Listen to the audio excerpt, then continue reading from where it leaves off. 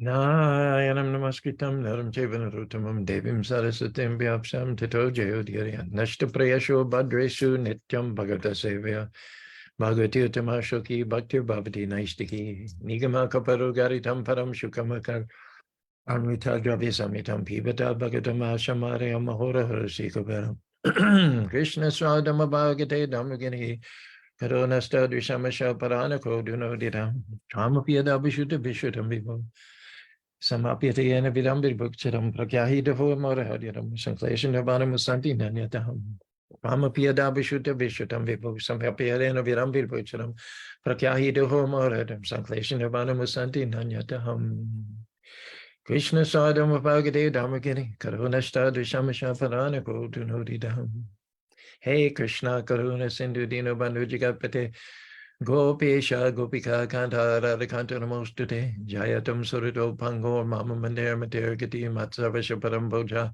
Radhanamadan Mohanam Sriman Rasarasanami Bamsi Venakarsan Venashan Bhagu Penasha Srinam Divyad Brindaranya Kapadu Mada Srimad Ratnagara Shima Shanishto Shri Shri Radha Shila Govinda Nir Prasadabhi Sevamanushmarami Namo Brahmanya Devaya Go Brahmanya Taya Chajikaritaya Krishnaya Gopindaya Namo Namaha Mangalam Bhagavan Vishnu Mangalam Gurudhajaja Mangalam Padarikaksho Mangalayana Haro Hari Om Narayana Vidmahi Vasudevaya Dhimahi Tano Vishnu Prachodhyate Om Mahadevi Chavidmahi Vishnu Padnicha Dhimahi Tano Lakshmi Prachodhyate Mahalakshmi Namastubhyam Sare Sare Hari Priya Namastubhyam Namastubhyam Tere Tere Tapta Kanchana Gorangi Radha Vrindavaneshwari Vishavanusute Devi Pranamani Hari Priya Nama Om Vishnu Padaya Krishna Prasthaya Bhutare Srimati Bhakti Vedanta Swami Tenamane Namaste Saraswati Devi Guruvani Pachani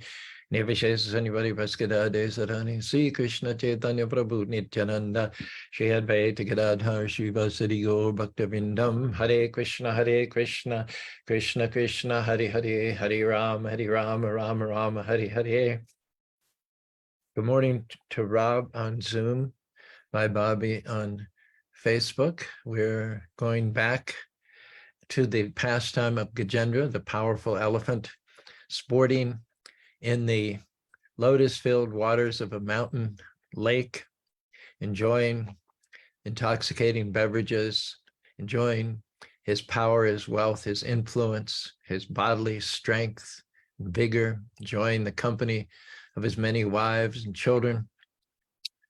And in all of that, quite suddenly, unexpectedly, from out of nowhere, while he's standing knee-high in the water, a giant crocodile grabs his foot. And at first he doesn't take it that seriously. He figures he'll just shake the crocodile off. After all, he's the king of the jungle. He gives the crocodile a couple of shakes or so, but the crocodile hangs on. He's got that pit bull ability with incredibly strong jaws. He's not about to let go. Also, the elephant comes to realize that he's at a disadvantage because while he's indomitable, inconquerable on dry land, at the moment, he's in a compromised position because he's knee-deep in the water. And all the crocodile really has to do is pull him a few feet further into deeper water, in which case the crocodile will have total advantage. There's a tug of war going on over the elephant's leg. If the crocodile can pull that leg and along with it the rest of the body a few more feet into the deeper water, then the crocodile will be able to drown the elephant and eat him. If the elephant can do the opposite, pull his leg along with the crocodile, the extra weight there, back onto dry land, then he won't have any problem controlling the crocodile and releasing himself from its grip. So the scene here is it's quite startling. In fact, all of a sudden, from bliss, from tranquility, from contentment, from deep material satisfaction, like a bolt out of the blue, there's a grave threat to the life, not just of one of the baby elephants or one of the female elephants or one of the subordinate males, but the actual, the dominant, the most strong, the materially most qualified member of this party group is targeted. Kind of like death. Death doesn't discriminate. Death will target anybody. He'll target the young, he'll target the strong. Doesn't just target the old and weak. Ultimately, death targets everybody, but none of us are guaranteed 100 years or 110 years or 120 years. None of us are guaranteed the full average lifespan. The reason is that no matter how many hedges you may create, money in the bank, a big house with security devices and security patrol cars swinging by every so often, with surrounded by maybe lakes, maybe even with a guard dog and additional motion sensor lights, cameras. Still, some or other death knows how to find his way in. He's the most expert burglar. He's the ultimate intruder. Prabhupada was on the 3rd floor of the Lotus building in Mayapur, West Bengal, one time, and he had just gone into the bathroom to take a shower in the early morning, and he heard a strange sound behind him where he'd opened the door. And he looked back, and as he'd opened the door had caught the tail of a viper, extremely poisonous viper, which wouldn't have been that surprising if it had been on the 1st floor, but no one could figure out how the viper could have crawled up the stairs to the 3rd floor. It was a total mystery. And Prabhupada always teaching, always seeing the Krishna conscious lesson and everything, and always teaching. He said, death is like that. You don't see how he can get into all the places. They're so closely guarded, so heavily protected. Death is the ultimate expert burglar. He can steal everything: your life, your breath, your wealth, your car, your house, your children. He can penetrate wherever you are.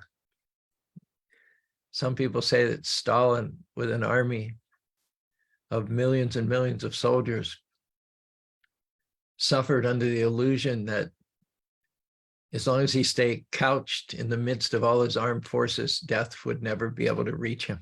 And yet, when Stalin's time came, not all the tanks, not all the missiles, not all the machine guns could save him from being snatched away by the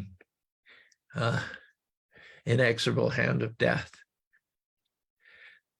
This material world is not a comfortable place. We look at this scene, the elephant, the lotus pond, the beverages that he's drinking, his bodily strength, and a little smile comes under our face, and we just think, that's so beautiful. That's so nice. Next moment, the water's being churned, the elephant's perspiring, starting to get a little concerned about what's got hold of his leg, his immortality, his tranquility is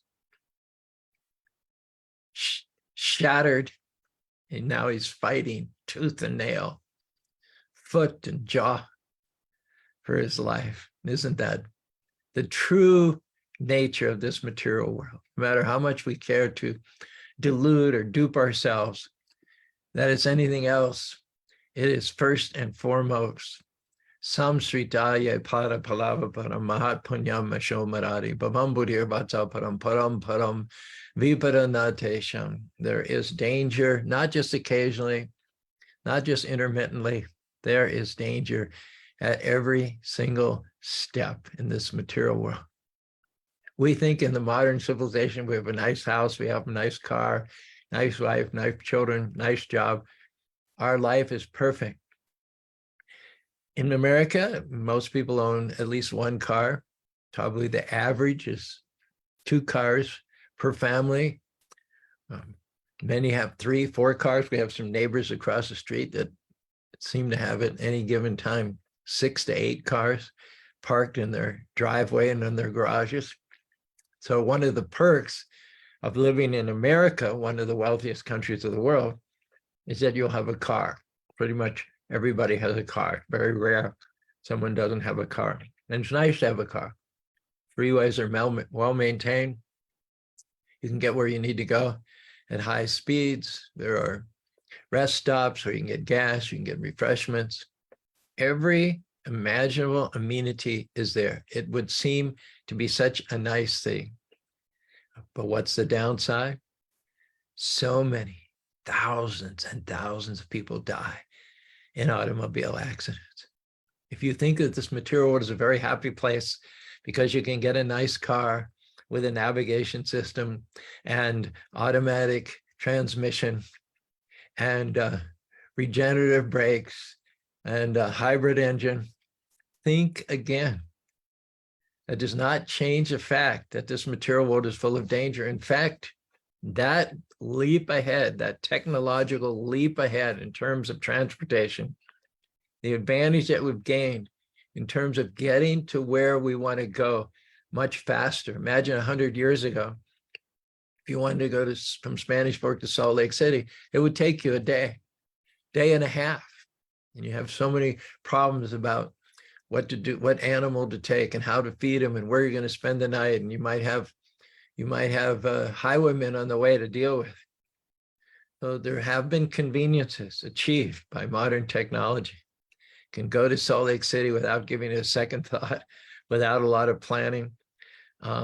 Just jump in your car and you're there in 35, 40 minutes.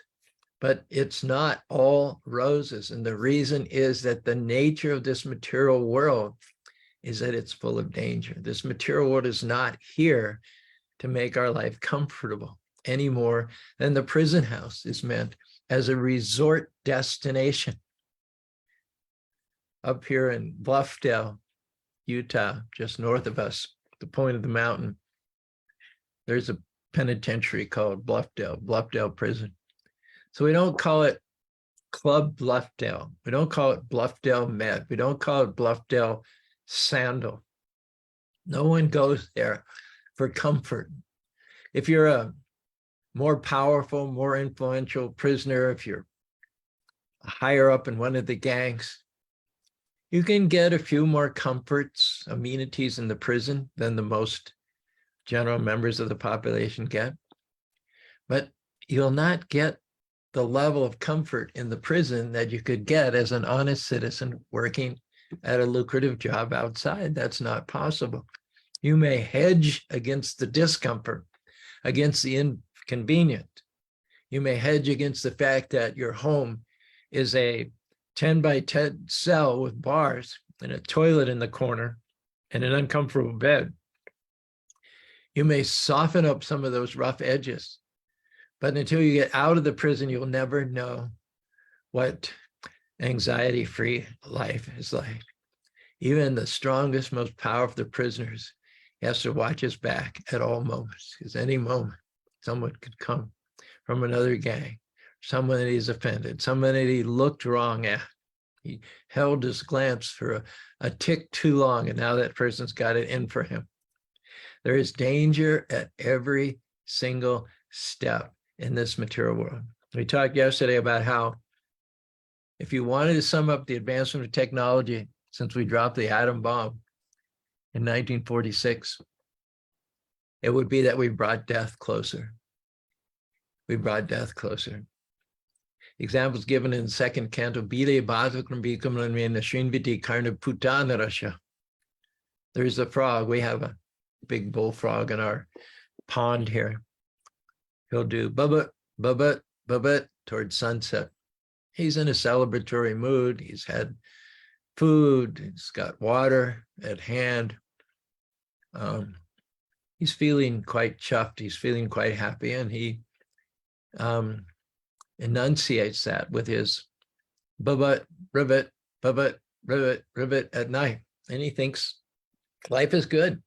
I've got food, I've got water, I've got my female frogs, I've got my lily flowers, got everything nicely arranged. And yet what he doesn't realize is that in the audibilization of his satisfaction, he's identifying his location to the snake. The frog's eaten and he's booping because he's satisfied, he's got a full belly, but the snake has an empty belly. So all the frog's doing by expressing his contentment is delivering himself into the mouth of the snake. He's basically saying, though he doesn't realize, here I am, come and eat me. Here I am, come and eat me. So with all of our advancement of technology and all of our smugness and all of our self-satisfaction, we are in the end, at the end of the day, we're just inviting death, inviting death. We've increased danger. We've increased premature death. Thousands, if not tens of thousands of people die at high speeds in accidents on the freeway at any moment. And I don't want to be morbid about this, but it's a fact. At any moment, your husband, your wife, your children, your relatives, your business associates, the word could reach you that, oh, there's been an accident and they've been taken to the hospital and they didn't make it. Despite all of our efforts, because we are eternal and it's natural that we should feel entitled to live forever. But the problem is we've disenfranchised ourselves from Kṛṣṇa, from God, from the King of God, by having divergent interests from God. And according to that, we've come to this alternative world, this fake world, this material world made of inferior energy where everything's temporary. And we're part of a very difficult struggle for material existence, in which we cannot offer real protection to anyone else. Consider all the power of Gajendra, huge body weighing thousands of pounds in the prime of his life, with tusks, muscles, fully fed. And yet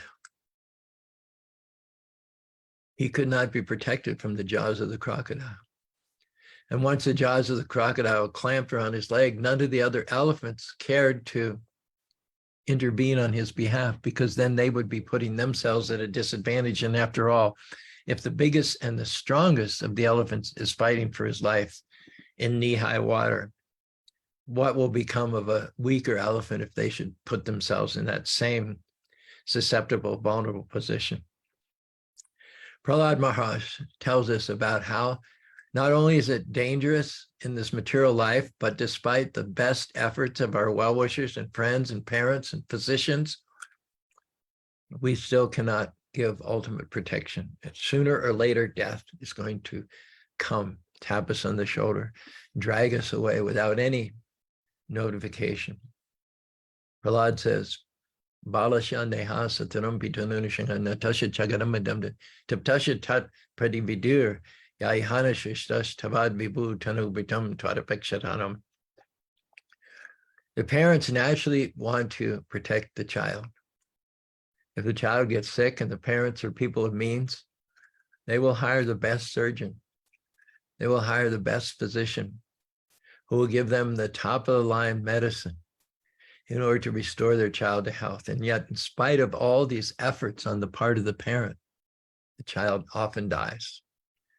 They lose the child, isn't it?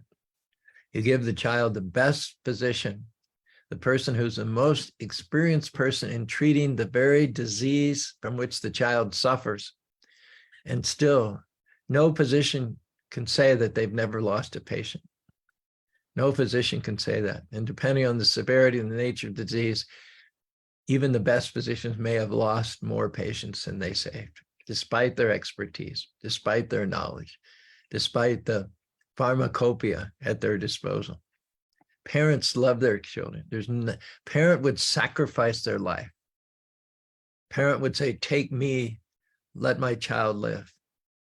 And yet, in spite of that protective, strong urge, which is stronger than their own desire to survive, can every parent say that because of paternal and maternal affection, they've never lost a child?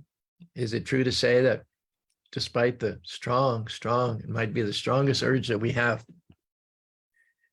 in spite of that strong urge of the parent to protect the child, can we say that no parent has ever lost a child in the history of the world? We can't. Not at all, not even close.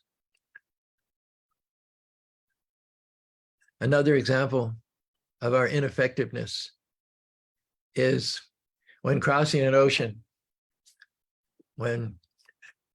Before airplanes, people used to go to Europe and places on ocean liners, and they wanted to be safe. They wanted to take every step that they would take in order to ensure safety. And of course, it's almost a cliche to say now that the Titanic was created with all the innovations, all the safety features, all the precautions that human beings could think of. It was boasted the Titanic would never sink. There was no force on earth that would sink the Titanic. Just like Gajendra could have boasted, there isn't anything that can get the better of me. Lions can't, rhinoceros can't, hippopotamuses can't, water can't, sky can't, land can't, diseases can't. But in all of that, there was a living entity could take advantage of him once he put himself in a vulnerable circumstances. People said the Titanic is unsinkable. Not only did it sink, but it sunk on its maiden journey. It's almost like God's like, it's almost like God's making these prideful shipbuilders and architects and engineers and technologists. It's almost like God's thumbing his nose at them, making them eat their words. Within a few weeks of publicly declaring, putting their reputations on the line, putting all their eggs in one basket and saying, the Titanic cannot be sunk. The Titanic sunk on its maiden voyage, causing all the scientists to eat their words.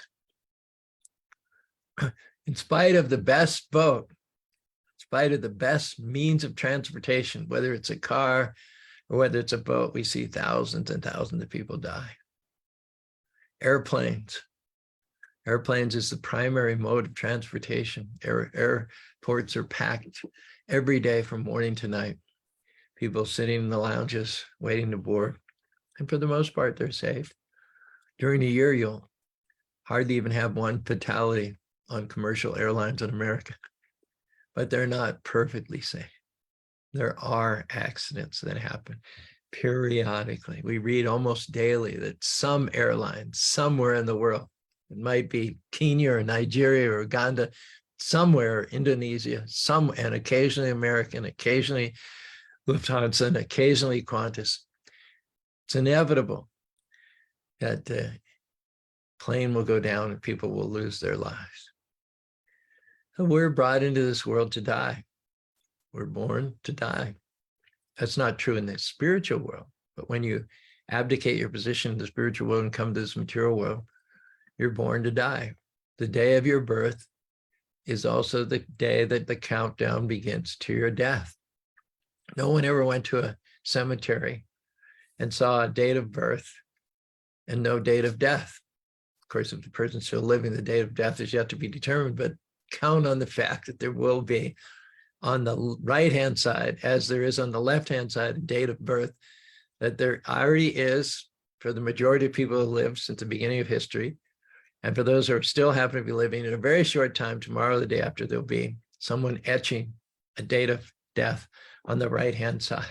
Because throughout the whole Bhagavatam, there really isn't that much stress on when one makes a material advancement. There isn't that much time or energy taken in describing triumphs over material inconveniences, material circumstances, because those triumphs are short-lived. Ultimately, everybody is rushing towards the jaws of death.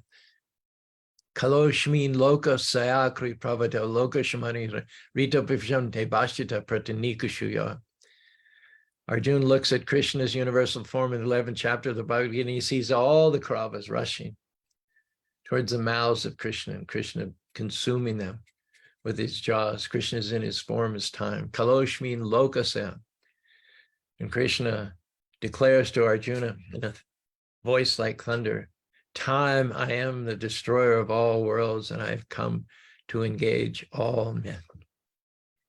So it's not news that we're born into a world of danger at every step, and either tomorrow or the next day, either in youth or in middle age or in old age, we're going to die.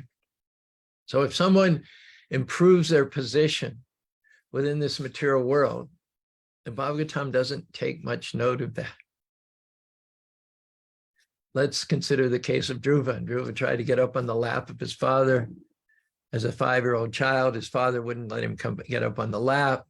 That signaled to Dhruva that Dhruva wasn't going to get the kingdom.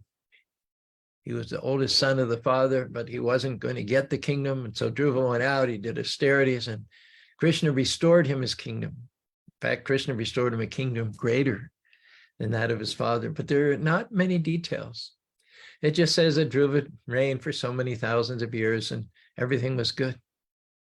Just skips right over it. There's hardly any detail, hardly any celebration about Dhruva's returning back to the kingdom in triumph, having regained his position as the heir to the throne of his father, Uttanapada. There's very, very few details, extremely scant. However, Tabashada Purusha Tashava Ganagavitam Shana Tadotana Puta Dadarsham Ritnum Mridam Padambekra Adar Hadbitam Bidham. At the end of Dhruva's life, after having successfully ruled over the kingdom, there is a lot of description, a lot of celebration about Dhruva overcoming death, celebrating his this current incarnation of Dhruva is his last incarnation, because he's transferred his attachments to the service of the lotus feet of the Lord.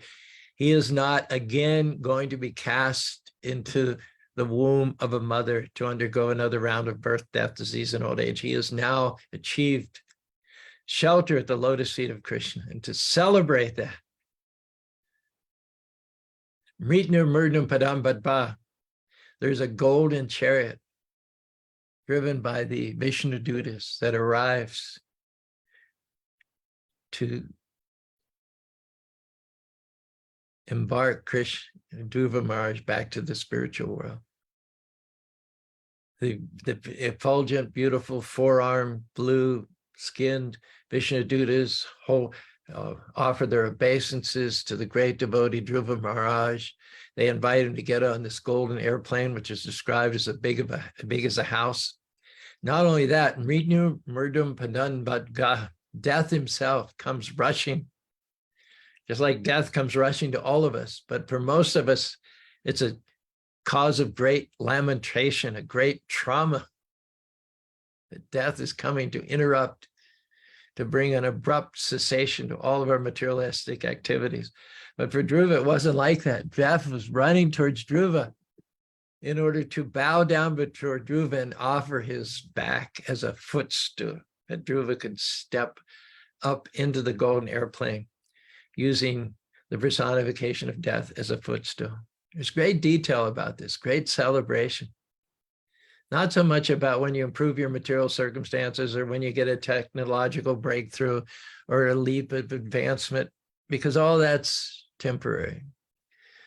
To make advancement in a world which is full of danger and a world which we're eventually going to grow old and die is an oxymoron. It's contradiction in terms. There is the only advancement in this material world is the advancement from birth to disease, to old age, to death.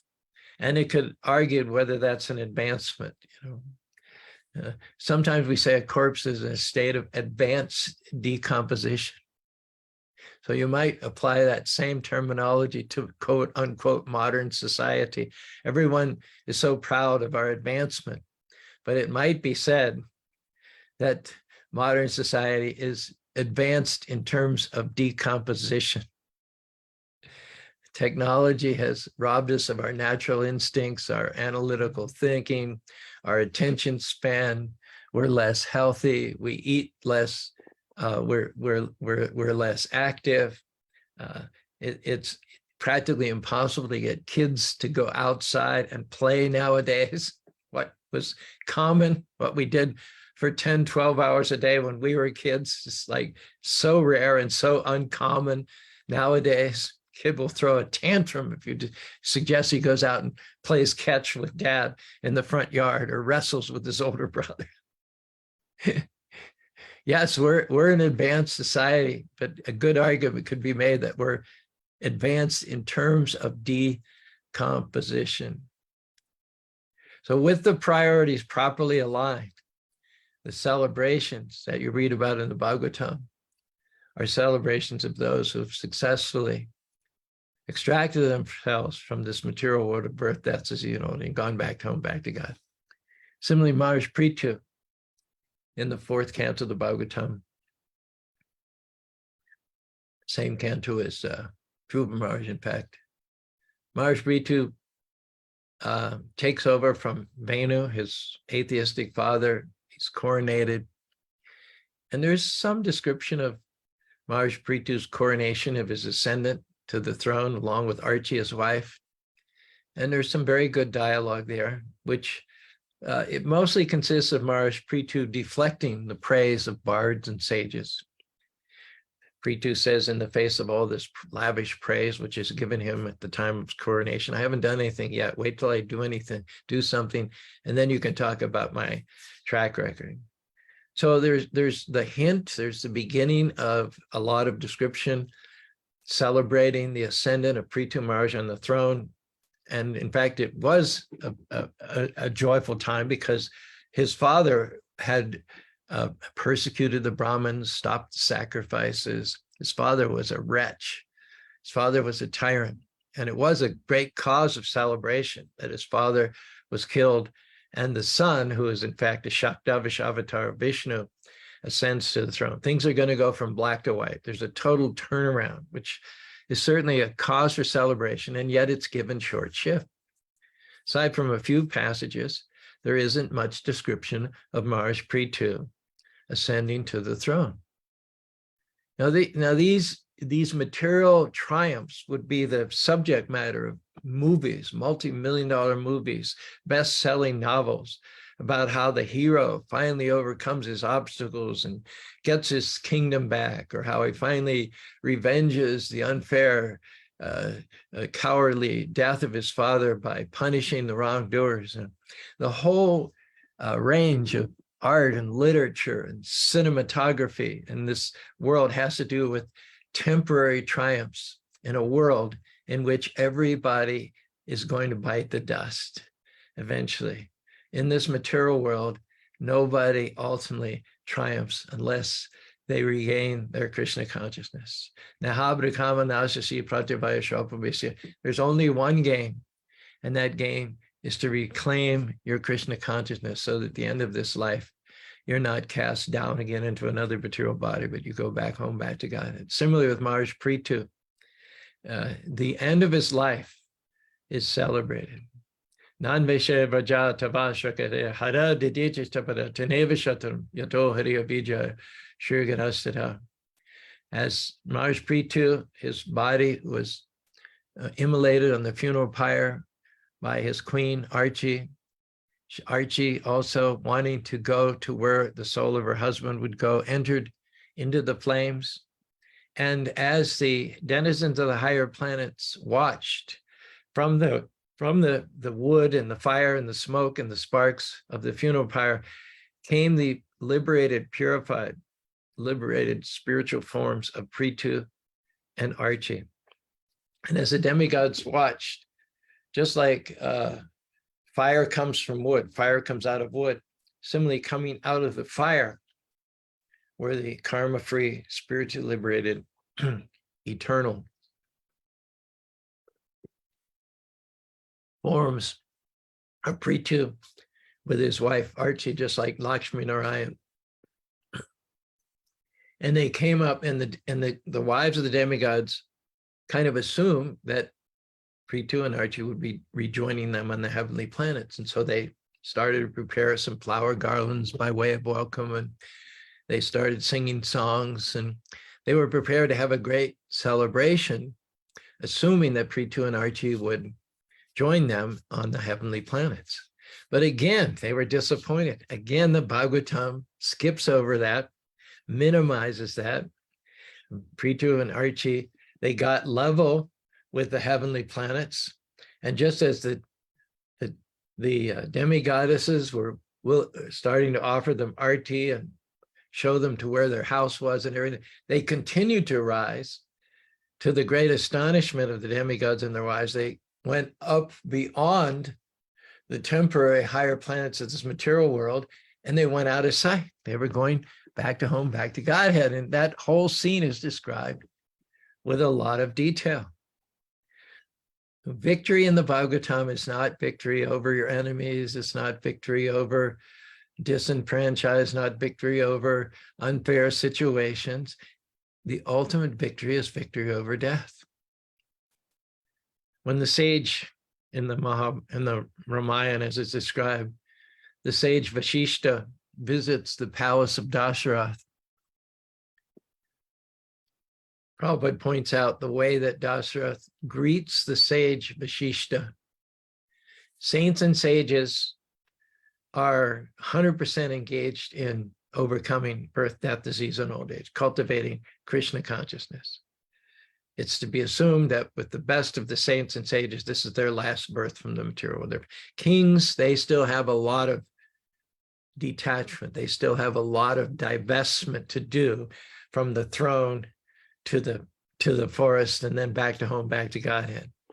So kings are very much in the middle of it, materialistic life. And most of the kings would retire at the end of life and then go to the forest. But Dasarath is not yet retired. He's king. He's involved all day long with diplomacy and warfare, and finances. And so as the sage comes to visit him from the forest, there's a rare visit from the sage Vashisha, or Vishwamitra, I believe, Vishwamitra, a rare visit from Vishwamitra, who's coming from his forest ashram into the city on a rare visit. Dasarath says, "How is your struggle going against death?" Now, Dasarath is still in the position of a worldly king. He's still dealing with challenges and finances and citizenry. And sometimes he wins, sometimes he loses. But Vishwamitra has one concern, one priority, and that's overcoming death. That's the only struggle that's really worth celebrating, really worth mentioning. How is your struggle going against death? That should be our primary concern. And when we greet people, that's what we should be interested in, not how are you getting along in this material world? How are you increasing your comforts? How are you increasing your false security? How are you enjoying temporary sense gratification? No. How is it going in your struggle against death? And of course, we can't struggle against death. Death is empowered in such a way that he overcomes even Napoleon. He overcomes even Caesar, Charlemagne. Balame Pashimaya Strimaya Yakarodipanang Buruvijambana. But death death is a servant. Death is a servant of Kṛṣṇa. Death goes about stealing souls and lining them up and meting out punishment according to the order of Kṛṣṇa. Death, Yamaraj, does what he does as a service to Kṛṣṇa, and he hopes in doing that to please Kṛṣṇa. So if you become a servant of whom death is a servant, then death comes not as a challenge. Death comes not to create trauma, but death comes and offers himself as a footstool, standing upon which, like Dhruva, one can mount the golden chariot, see the end of birth, death, disease, and old age and misery in this material world, and go back home, back to God. The theme of the Bhagavatam is the most important theme. It's the only theme with which we should be primarily concerned. It is a theme, not how to adjust conditions in this world, But the theme which we should prioritize is how to depart successfully from this world. Ante Narayana Shmiti. It's like if you're a student, you go to class, you take notes, you do your homework. There might be little pop quizzes, but the whole point of it comes at the end of the semester when there's your final exams. That's when you're tested to see how well you took advantage of the semester and the curriculum. Similarly, everything comes down to the moment of death. Will you be Krishna conscious? Will you have served Krishna? Will the service of Krishna be the foremost thought in your mind when the challenging time of death comes? And all of the great protagonists in the Srimad Bhagavatam, without exception, they're all facing moments of crisis. We're looking at how they respond to moments of crisis. And more often than not, that crisis is the crisis of death. And we're seeing how, at the critical moment, they turn to their devotion in a consistent way to overcome the ultimate challenge of the human form of life and make their lives successful. Reminds me of this poem by Longfellow, I think. The lives of great men all remind us how we can make our lives sublime, and departing leave behind us footprints in the sands of time. Footprints that perhaps another sailing over life's solemn main, a forlorn and shipwrecked brother, seen shall take heart again. Let us then be up and doing with a heart for any fate, still pursuing, still achieving, still pursuing, learn to labor and to wait. Heart within and God overhead. That's the theme of our talk today. I hope it was worth it for you to join us and participate. We certainly thank you for being here. By Bobby's there, Troy.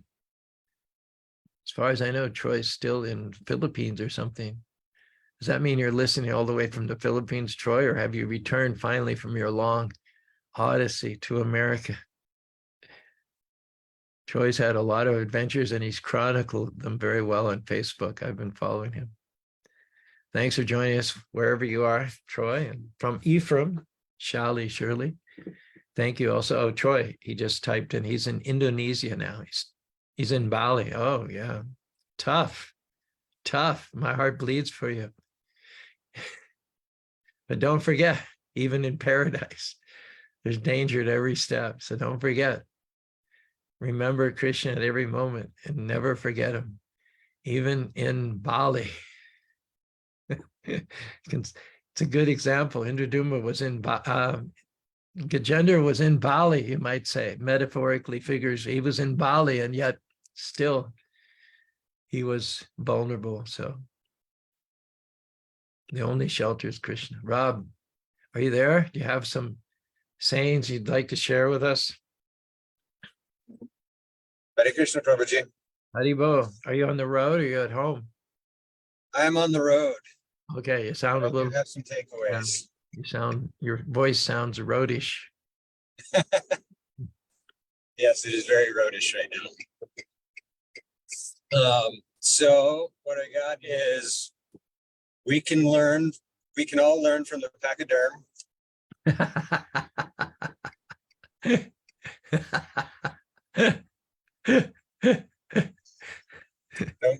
No matter how strong, death will come before too long. That's a good one too. The body is born to die, the soul is meant to fly. Ah.